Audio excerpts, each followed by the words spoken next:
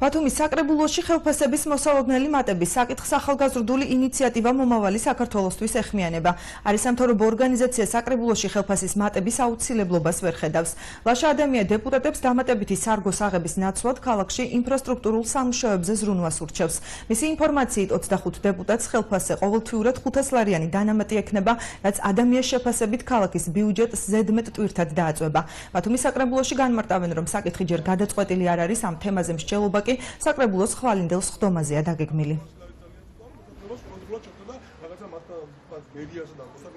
აქტიურად მიმდინარეობს ქალაქის თვითმმართველობაში ნორმალიზაცია, რადგანაც დეპუტატებმა მიიღეს გადაწყვეტილება, რომ 500 ლარით გაეზარდათ ყოველთვიურად თავის ხელფასი, რაც იმას ნიშნავს, რომ დამატებით ყოველწლიურად ბათუმელთა ჯიბიდან წავა 150.000 ლარი, იმ ფონზე, როდესაც ქალაქში არის მრავალი მოუგვარებელი პრობლემა და ფაქტიურად რაც კი არჩეულია დღევანდელი თვითმმართველობა, ისინი ავნენ მხოლოდ და მხოლოდ უმოქმედებას და უნარობას. ამ ფონზე მე არ მიმჩნია ლოგიკურად, რომ გაიზარდოს ხელფასები. ეს საკითხი ჯერჯერობით გადაწყვეტილი არ არის. ხელფასი არ არის აქ საუბარი, იმიტომ რომ ეს ხაზგასმი დაუშვათ, აქ არის საუბარი სადეპუტატო ხარჯებზე. 2008 წელს განსაზღვრა იქნებოდა 800 ლარი და მას შემდგომ ბათუმი რეალურად არის 3-ჯერ და 4-ჯერ გაზრდილი. ანუ სამოქმედო ტერიტორია, რომელზეც მოქმედებდნენ მაჟორიტარი დეპუტატები ან სხვა დეპუტატები, არის ძალიან გაზრდილი. სწორედ აქედან გამომდინარე, საკრებულომ დაუშვა ფიქრის უფლება საკუთარ თავში იმასთან დაკავშირებით, რომ იქნებ გაგვეძარდა ეს ხარჯები.